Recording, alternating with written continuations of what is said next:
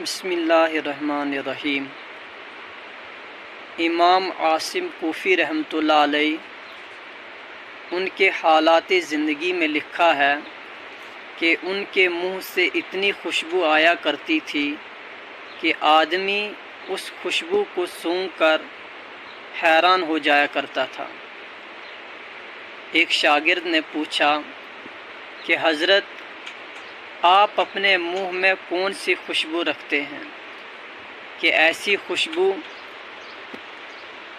تو ہم نے کہیں اور نہیں سونگھی؟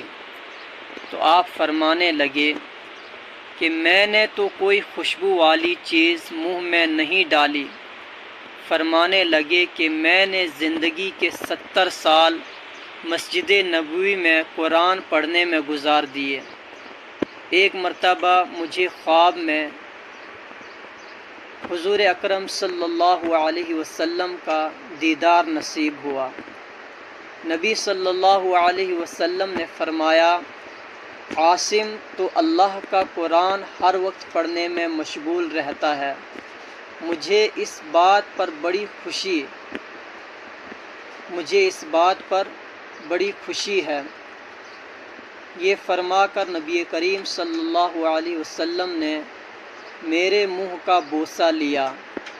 جب سے نبی کریم صلی اللہ علیہ وسلم نے بوسہ لیا، میری آنکھ کھلی، اس وقت سے میرے منہ سے خوشبو آتی ہے۔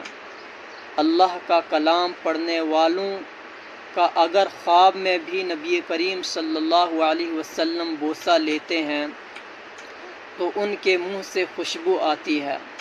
اور حدیث پاک میں آتا ہے کہ جب قرآن پڑھنے والا قرآن پڑھ رہا ہوتا ہے، اس کے منہ سے ایسا نور نکلتا ہے، فرشتے اترتے ہیں، ہر فرشتہ اس کے منہ کے اوپر اپنا منہ رکھ دیتا ہے اور اس کے منہ کے قریب اپنا منہ کر دیتا ہے کہ قرآن کا نکلتا ہوا نور ان فرشتوں کے اندر چلا جائے۔